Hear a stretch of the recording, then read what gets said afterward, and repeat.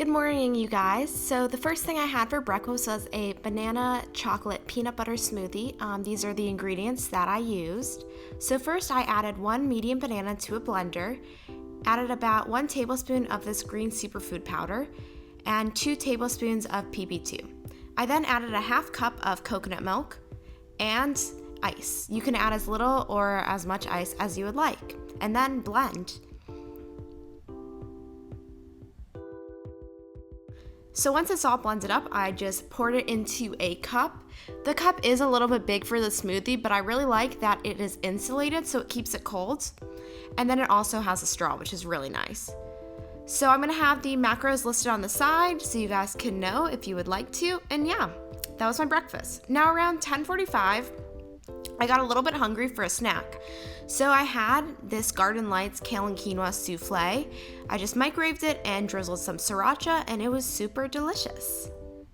So around 1 o'clock, I had my lunch. I'm just making a salad with baby spinach, craisins, crushed pecans, some tempeh from Trader Joe's, which is super delicious. And then I added 1/4 of a green avocado. I really like green avocados because they're lower in calories than normal avocados, and they're a lot bigger. So it's really good. But of course, you can just add a regular Hass avocado if you would like.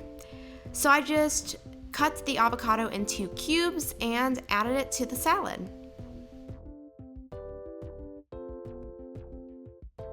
For my dressing, I just drizzled on some lemon juice, added salt, pepper, and some sriracha. So that is my salad. It was super delicious, and you guys should really try this out. So for dinner, I made rosemary salmon and pumpkin wedges with a cranberry, pecan, and chili pesto. So we are going to begin by first making the pesto. First, add 1 cup of craisins to a food processor, 1 cup of orange juice, a half a cup of olive oil. Blitz that up a tiny bit.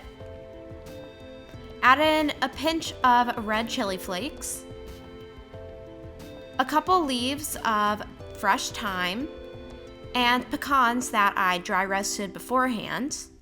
Then you're going to process it up a little bit, add in the remaining pecans, and process the pesto till it has a pesto-like chunky consistency like this. Now I am just putting it into a container to put in the refrigerator to use for later. Now it's pumpkin time.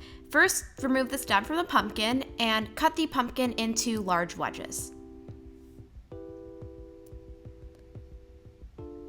Then remove the gunk from the pumpkin and cut the pumpkin up into smaller wedges, put it on a tinfoil sheet, and put on some olive oil onto the pumpkin. Then sprinkle the pumpkin with salt, cover the sheet with tinfoil, and put it in the oven at 325 for 90 minutes.